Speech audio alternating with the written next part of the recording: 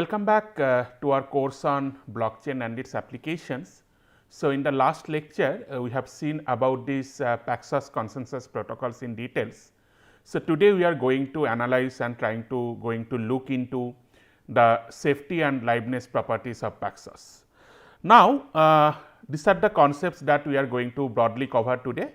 So, we are going to talk about how Paxos ensures safety, and then we are going to see that what is the constraint on liveness when you are trying to reach CFT consensus with the help of Paxos, and these are the keywords. So, we are going to look into the correctness of Paxos, and then at the end we are going to look into certain aspects of Paxos in terms of leader election and one extension of Paxos which we call as the multi-Paxos. Now, to start with, this is the basic Paxos consensus algorithm that we discussed in the last lecture. So, Paxos starts with proposer sending the prepare message with a particular ID, here prepare 100, and then when the acceptors receive that prepare message, they look into whether they have already promised to ignore this ID or not. If they do not promise to ignore this particular ID, then it sends a promise message against this ID. Now, once the proposer receives majority of the promise messages, or rather the promise message with a particular ID from majority of the acceptors, then it sends an accept request message with the corresponding ID and the particular value on which the acceptors together is going to reach to consensus. Now, once the acceptors receive an accept request with a particular ID for which it has promised earlier, then the acceptors send an accept message with that ID and the value, indicating that they are going to accept the message together. Now, consequently, when the proposer or the learner observes that a majority of the acceptors have accepted the value corresponds to an ID, then they consider that well consensus has reached on that particular value. So, what we see broadly here that this Paxos algorithm it works in two different rounds. So, one is this prepare and the promise message. So, this prepare and the promise message they together sets up this particular ID 100 and followed by another round of message exchanges through this accept request and accept. So, once the acceptors are agreeing on a particular ID, then this accept request and accept messages are going to be used to reach consensus on a value. Here the value is dinner on that particular ID.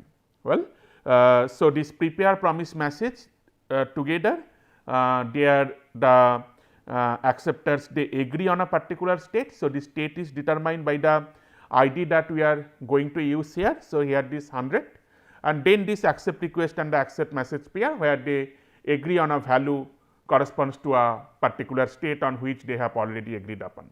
So, these two rounds of message exchange in Paxos they help the acceptors to reach on a consensus on a particular value when there are some number of crash faults, and what we typically assume that if I have f crash faults, then I will have at least 2f plus 1 number of acceptors in the system. So, that I can get the vote or I can get the promise message or the accept message from majority of the acceptors. Now, let us try to look into that with this particular message exchange, two rounds of message exchange in Paxos, how do we ensure safety and liveness together, or whether we are being able to ensure safety and liveness together or not. Now, in that direction, one of the fundamental principle behind Paxos is that it works on this majority voting principle, and this majority voting principle basically ensures safety in Paxos. So, let us see that how majority voting ensures safety in Paxos. So, here I am considering that there are two proposers, proposer 1 and proposer 2, and there are three acceptors, acceptor 1 and acceptor 2 and acceptor 3. Now, when I have three acceptors, in that case I can safely assume that the maximum number of faults that this particular system can tolerate is equal to 1. So, my maximum number of faults is equal to 1.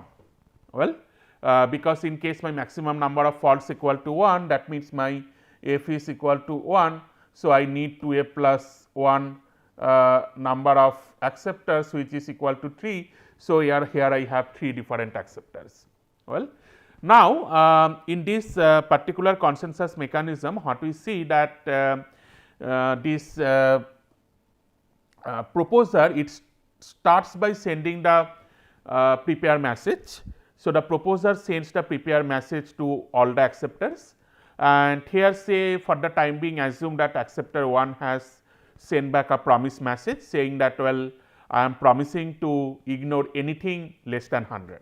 Well, now at that instance assume that proposer 2 is sending another set of messages, another set of prepare message with an ID 50, well, to all the 3 acceptors. Well, now this 50 is less than 100. Well, just note, keep a note on this. Now, when this is the scenario, then what will happen that this particular prepare message, when that is being sent, during that time this particular acceptor, it has received this prepare 100. So, it will also send promise 100, and after it has sent promise 100, then what we typically do that if majority of the acceptors promised on this ID 100, then ID 50 cannot get through. Well, because the acceptors who have already promised on 100, they are going to ignore any message that they are going to receive which has an ID less than 100. Well, so from that particular context, the other 2 acceptors, that means acceptor 1 and acceptor 2 is going to ignore prepare 50. Well, so here you can see that well, because acceptor 1 has already sent the promise message against 100 and acceptor 2 has also sent the promise message against 100. So, they are going to ignore the promise messages which they have received with respect to this prepare 50. Well, because 50 is less than 100. Now, with this my next step is that this acceptor 3. Well, now acceptor 3 is in a critical condition because again you keep in mind that we are considering an asynchronous channel. Now, whenever you are considering an asynchronous channel, in that case it can always happen that message can be received out of order. Well, so that means basically it might happen that from the transmitter side the message that have been sent earlier, it is not necessary that the receiver will receive that message early.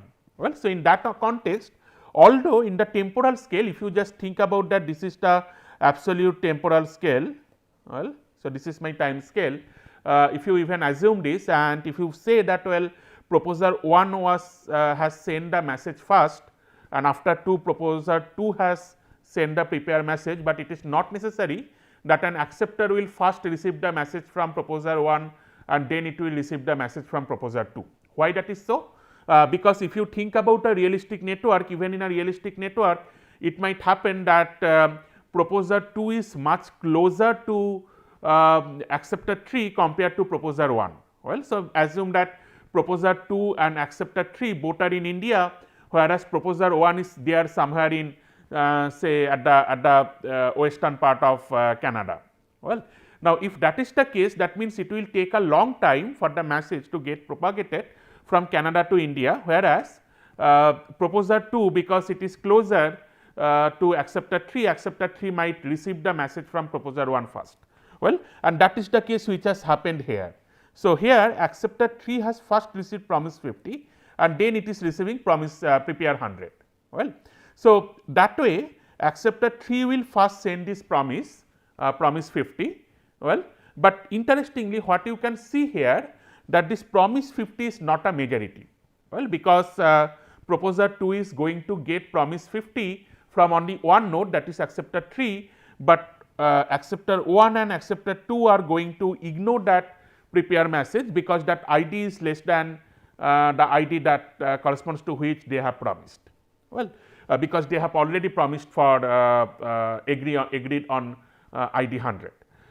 So, in that context what we see here that although such kind of message reordering can happen, but this lower order message might not get a majority. Well, there can be multiple other scenario which can happen due to such kind of network delay and reordering of the messages. We are going to look into another case also, but here in this particular case when we see that well one particular acceptor is going to accept an older message, but because it is not a majority. So, the proposers together they agree on state 100 and it basically says that well now proposer 1 can send its accept request message. So, now proposer 1 becomes eligible to send the accept request, where proposer 2 does not become eligible for sending an accept request message. Now, with this what we see that eventually what might happen when acceptor 3 is receiving this prepare 100.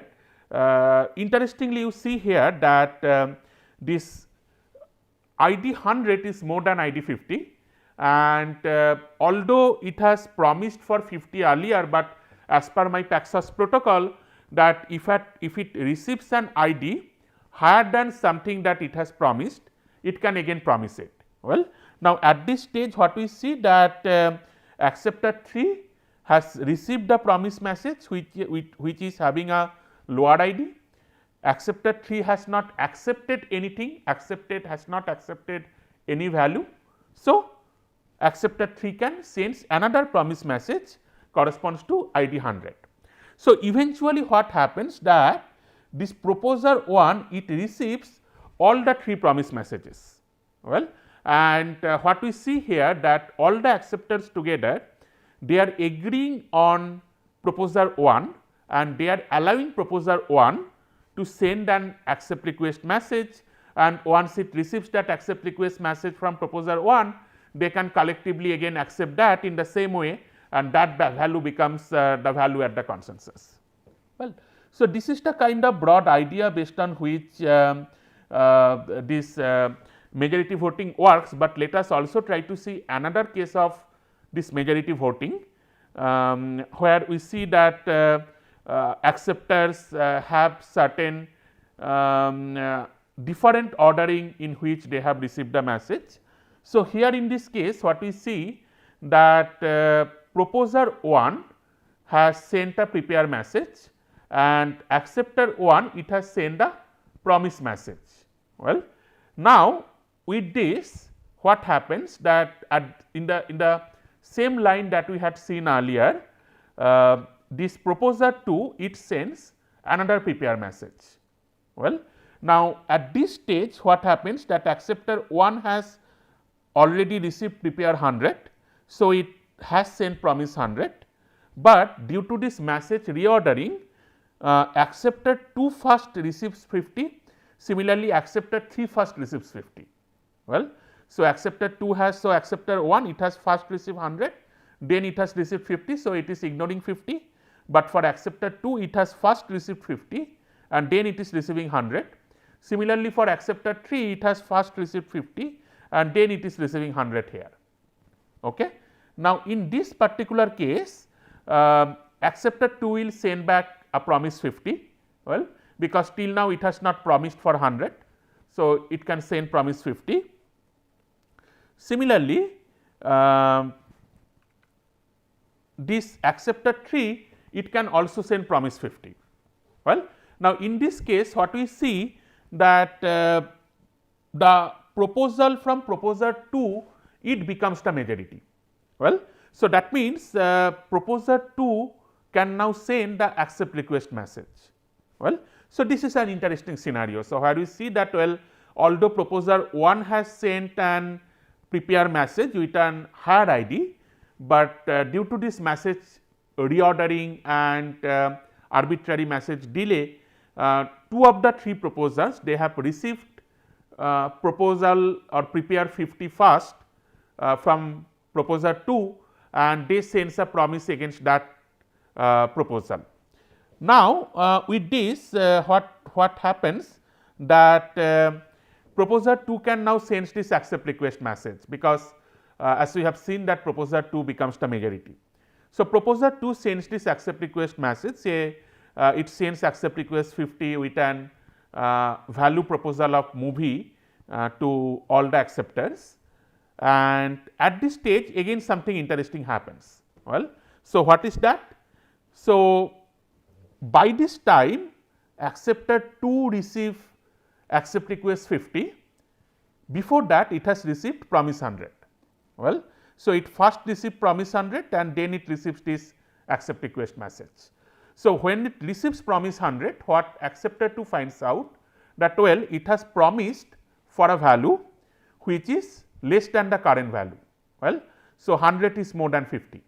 Well, and at the same time at this point of time it has not accepted anything, means although it has promised on state 50 or promised on ID 50, but it has not accepted anything. Now, because it has not accepted anything, it can send a promise message. So, it is replying back with a promise message, and the same thing happening for acceptor 3 as well. So, the acceptor 3 has received the promise the prepare 50 message here, well, and the accept request message it is going to receive here.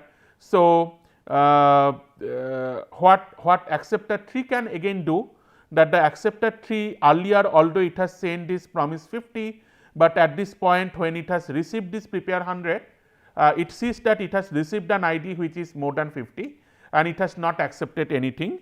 So, acceptor 2 at this stage it can send promise 100. Well, now when acceptor 2 is sending promise 100, by this time what you can see, even not by this time, by the time when this 2 prepare message has been received, proposal 1 becomes the majority. Well, now when proposer 1 becomes the majority, proposer 1 also becomes eligible to send an accept request message. Well, so at this point of time or somewhere proposer 1 can start sending accept request message. So, the question comes that which accept request message the acceptors are going to accept. Well, now here what we see that what can possibly happen, that well it has received this accept request here at this point, well, but by the time it has received this accept request message the ID was 50. Well, but all the 3 acceptors they have already promised for 100. So, acceptor 1 has promised for 100 here, acceptor 2 has promised for 100 here, acceptor 3 has also promised for 100 here before they have received this accept request message.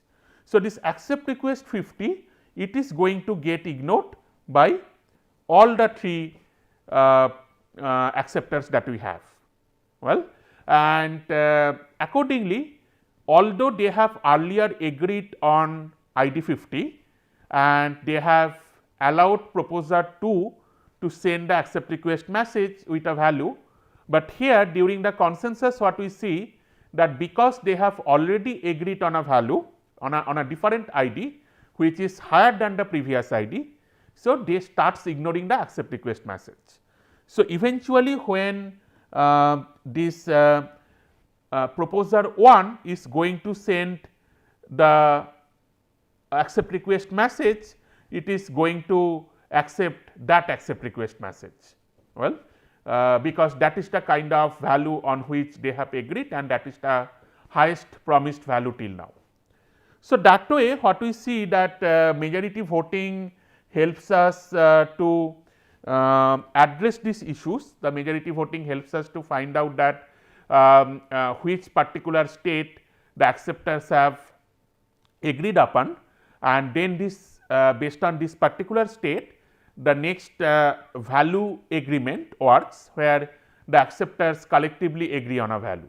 Well, and this majority voting as we have seen for both the cases, it is ensuring the safety of the protocol. It always ensures that well even if in the presence of crash fault and I have multiple different proposers who can send the proposal in an asynchronous environment, we will always agree on a value, and typically we are going to agree on a value where majority of the acceptors are agreeing on a proposal ID, that is the current seen highest ID. Well, so this is the kind of safety analysis for the Paxos algorithm, and what we see that in the presence of asynchronous environment as well as in the presence of fault, obviously number of faults cannot be unlimited. We have a bound on the number of faults. So, if I have f number of fault, I need at least 2f plus 1 number of nodes in the system. So, based on that particular proposition, with that particular assumption, we see that in an asynchronous environment Paxos is safe. But the next question comes that what about the liveness of Paxos? Now, let us try to see the liveness of Paxos. So, again let us try to see a sequence of message transfer. So, proposer 1 sends the prepare message. Now, in this case say assume that it is sending the prepare message to majority of the acceptors. So, it sends the message to acceptor 1 and acceptor 2, assume that the acceptor 3 has a crash fault. So, it is not receiving the message. So, acceptor 1 and acceptor 2, it returns back with a promise 100. Now, when they return back with a promise 100, by that time proposer 2 sends another proposal with a different ID. So, it sends prepare 150 and this 150 is higher than the earlier ID 100. Now, when the acceptors will receive this prepare message based on the Paxos algorithm, these acceptors are again going to send back the promise messages to proposer 2, because this 150 is more than 100. Well, so they have promised with the promise messages they are going to promise that we are going to ignore any messages that less than the ID that is there in the promise message, but here the ID is higher though, so they can send a promise message and they are sending that. Now, when they are sending this promise 150 and by that time it might happen that proposer 1 earlier it had received this promise 100 from 2 of the nodes, which is the majority. So, it can send this accept request message with that ID 100. Now, the accept request message get received by the acceptors, and when the accept request message get received by the acceptors at this stage, what we see that these 2 acceptors they have promised on 150, that was the kind of latest value. So, 100 is less than 150. So, they are going to ignore this. So, they are going to ignore this. So, after they are going to ignore this, from the proposer 1 perspective there would be a timeout, and proposer 1 sends say another prepare message with prepare 200, which is being received by acceptor 1 and acceptor 2. Now, at this stage what you can understand that they are going to going for promise 200 against this prepare 200 message. Now, with this prepare promise exchange, what we can see that this prepare promise exchange can keep on going for multiple different rounds, and we do not have an kind of upper bound on that. So, it might happen that I have sent a prepare message with a lower ID with an particular ID, then by the time I am able to reach on the agreement on the value, another proposer sends another set of prepare message with a higher ID. Well, so then they sends the promise message against those higher ID, and that way this things keeps on going forever. So, that might go forever. So, that way what we see that Paxos does not have any kind of termination guarantee. It can run for infinite number of rounds until it is reaching to a consensus, and that way the liveness property is not satisfied in Paxos.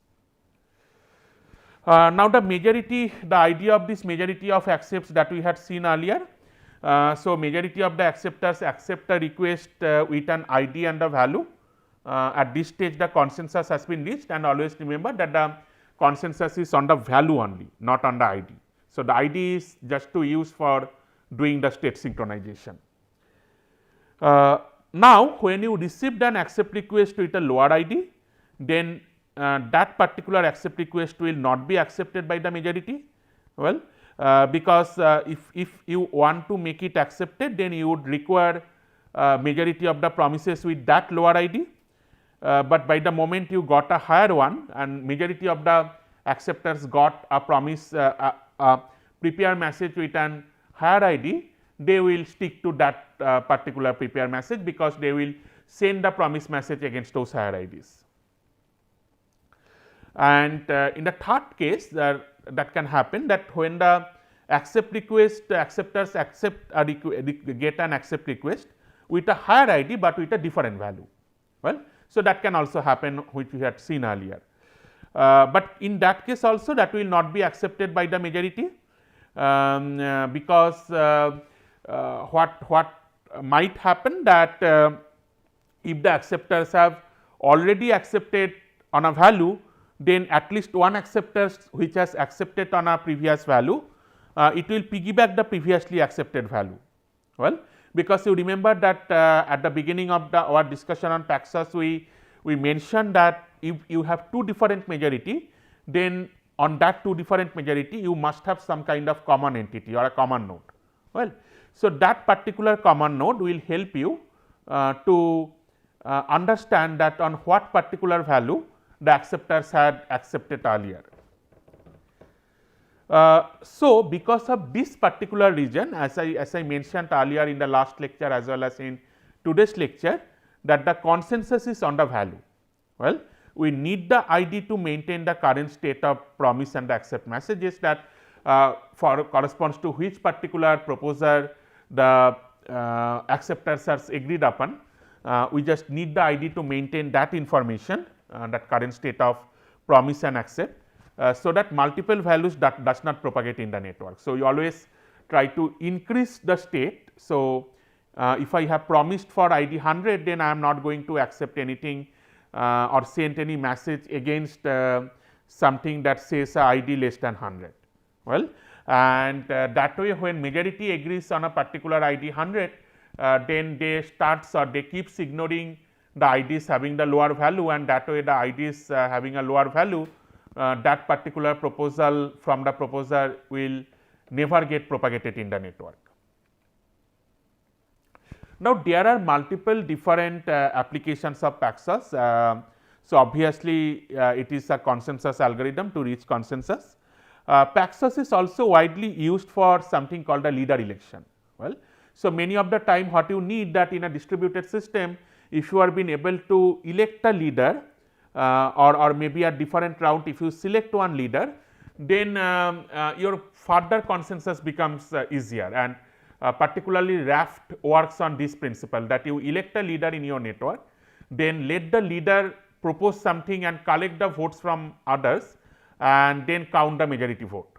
Well, and later on we are going to see a leader election, a consensus algorithm based on such kind of leader election. So, the leader election in Paxos is straightforward. We used a standard Paxos. Only the difference is that in the value space, one proposer is going to mention that, hey, I am going to be the leader. If other acceptors agrees to that proposal that well this particular node can become a leader, then that particular node becomes the leader and the protocol progresses. Another variant of Paxos is something called a multi-Paxos. Now, in case of multi-Paxos, my requirement is that I want to agree on multiple different values. So, what we have seen in Paxos that once consensus is reached, then you cannot propagate any further. So, you have reached consensus on a particular value, and in the subsequent rounds when some other proposal message or the accept request message are being sent by other proposers, the acceptors are going to say them that, hey, we have already agreed on this particular value and we do not want to deviate from this value. So, multi-Paxos is something that runs Paxos multiple different rounds to find out an agreement on multiple different items. Well, so many such applications they often need a continuous stream of agreed values. One application is obviously blockchain, what you can see that I need to agree upon different blocks. Well, another application can be like committing the transactions in a replicated database. Well, so each of the transactions that you have in that replicated database, you need a consensus on that particular transaction, so that majority of the replicas agree to accept that transactions and put a copy of that transactions in their local machine. So, what multi-Paxos does? That multi-Paxos says that you can run multiple instances of Paxos with different round numbers. So, it basically puts another parameter called a round number, which actually defines that well whenever you are in a current round n, that means you are running a single instance of Paxos. So, when you want to run another instance of Paxos, you come out of that particular round number n and you start with round n plus 1. Well, so each value which is there in multi-Paxos is associated with this corresponding round number. Now, the multi-Paxos works in this way, it is exactly similar to Paxos, the only thing is that we are going to incorporate the notion of round number. Now, if a value is already accepted for round n, so you ignore that accept request for a different value under round n. Well, so under the same round, if you are going to receive a different value, you can ignore them. Now, once you are getting such messages, so you can forward and accept IDP, round and value message only when no value has been agreed upon for the round n. Well, now for the current round, if I have not agreed upon any value, I will run Paxos, agree on a value and then move to the next round to run Paxos from the scratch for that particular round. So, that is all about Paxos. So, in conclusion, what we have seen that we have seen the CFT consensus in an asynchronous system and we have studied the Paxos algorithm in detail. So, what we have seen that safety is ensured in Paxos, but liveness is compromised, and that is something to comply with the FLP impossibility theorem. So, the FLP impossibility already says that you cannot ensure safety and liveness together. But then the question comes that does Paxos work when a node sends a wrong message? So, what can happen? Here is an example that consider that this acceptor 2 is an attacker. Well, now when acceptor 2 is an attacker, what acceptor 2 does, that say here at this point acceptor 2 had received prepare 100 and it has sent accept 100. Well, after that it has received this prepare 50. So, ideally the acceptors should have remained silent, well, or ignore that message, but rather than doing that, what the acceptor does, it sends promise 50 to proposer 2. So, it basically violates Paxos and try to send a different message or different wrong message to one of the proposer. Now, this class of algorithms, they are beyond this crash fault tolerant algorithm, where the node starts behaving maliciously. So, the CFT consensus like Paxos can only handle when there are crash faults within its limit, but if there are such kind of attack where a particular acceptor or a particular replica is going to show the malicious behavior, then you cannot do anything with Paxos. Well, and what we see here that at this stage Paxos might fail. Well, so how it is getting failed and all these details, that we are going to talk in the next class. So, that is all about this particular lecture. So, in the next lecture we will start discussing about this particular aspect of Paxos, that when node starts misbehaving in a Paxos network. So, thank you all for attending this lecture. We are going to meet again in the next lecture.